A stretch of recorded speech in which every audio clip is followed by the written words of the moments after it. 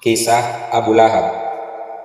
Abu Lahab memiliki nama asli Abdul Azzah bin Abdul Muttalib bin Hashim bin Abdi Manaf bin Qusay bin Kilab. Dikenal juga dengan Abu Utaubah. Namun karena wajahnya yang cerah atau merona merah, ia dipanggil dengan sebutan Abu Lahab. Lahab berarti menyala-nyala atau api yang bergejolak. Ada yang menyebutkan bahwa yang memberi gelar Abu Lahab adalah ayahnya sendiri, yang tak lain kakek Nabi Muhammad SAW, yaitu Abdul Muttalib. Abu Lahab merupakan satu di antara 4 orang paman Nabi yang masih hidup ketika mulai berdakwah. Sayangnya, ia sangat menentang kebenaran yang disampaikan oleh keponakannya itu. Dalam sebuah hadis yang diriwayatkan oleh Imam Bukhari dan Imam Muslim dari Ibnu Abbas bahwa suatu hari Nabi SAW keluar menuju Battah. Kemudian beliau naik ke bukit seraya berseru, "Wahai sekalian manusia!" Maka orang-orang Quraisy pun berkumpul. Kemudian beliau bertanya, "Bagaimana sekiranya aku mengabarkan kepada kalian bahwa musuh di balik bukit ini akan segera menyergap kalian di pagi hari atau di sore hari? Apakah kalian akan membenarkanku?" Mereka menjawab, "Iya." Beliau pun bersabda lagi, "Sesungguhnya aku adalah seorang pemberi peringatan bagi kalian sebelum datang azab yang pedih."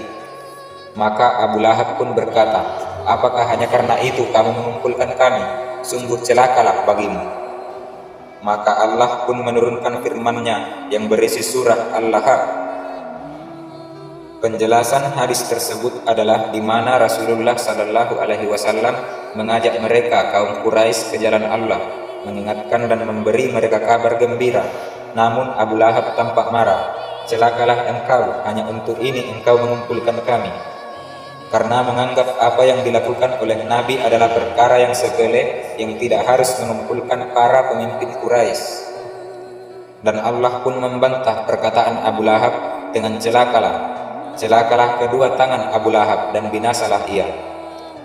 Abu Lahab adalah satu-satunya paman Nabi yang memusuhi dakwah Islam.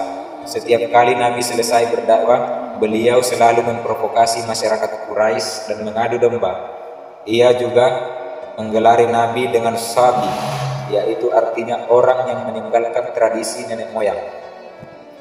Surah Al-Lahab merupakan surah Makkiyah yang diturunkan kepada Nabi SAW sebelum berhijrah ke kota Madinah. Diturunkan di awal-awal dakwah Nabi di Mekah, yaitu ketika dakwanya ditentang oleh pamannya sendiri Abu Lahab dan juga istri pamannya Ummu Jamil. Para ulama berpendapat bahwa turunnya surah Al-Lahab merupakan mukjizat tanda-tanda kenabian Rasulullah Muhammad SAW. Ayat tersebut turun 10 tahun sebelum Abu Lahab meninggal dunia. Paman Nabi ini meninggal dalam keadaan kafir dan selalu menentang dakwah serta menyakitkan Nabi.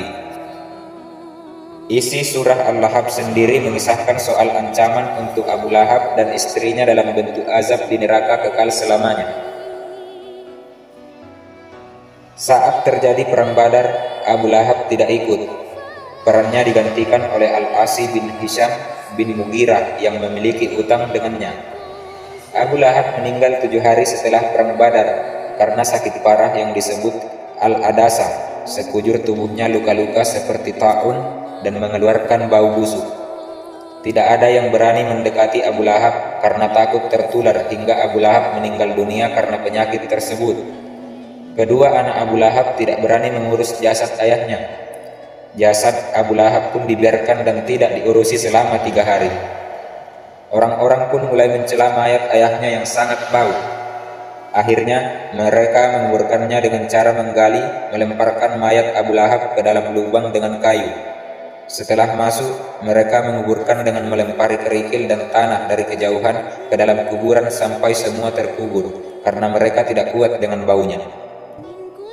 Beberapa pelajaran yang dapat diambil dari kisah Abu Lahab diantaranya ialah yang pertama, dalam surah Al-Lahab Allah telah menetapkan kebinasaan Abu Lahab dan membatalkan tipu daya yang ia perbuat pada Rasul. Yang kedua, gambaran siksaan neraka dalam surah Al-Lahab memberi rasa takut pada Allah dan takut mendurhakainya sehingga membuat takut akan berbuat maksiat. Yang ketiga, di antara ayat di surah Al-Lahab ada yang mengisahkan soal istri Abu Lahab, Ummu Jamil yang menjadi kayu bakar. Ini mengisyaratkan bahwa saling tolong-menolong dalam kejelekan. Istri Abu Lahab turut membantu menyakiti Nabi Shallallahu Alaihi Wasallam. Itulah sepenggal cerita tentang Abu Lahab, paman Nabi yang akhir hidupnya tragis karena menentang dan memusuhi dakwah Nabi Muhammad Sallallahu Alaihi Wasallam.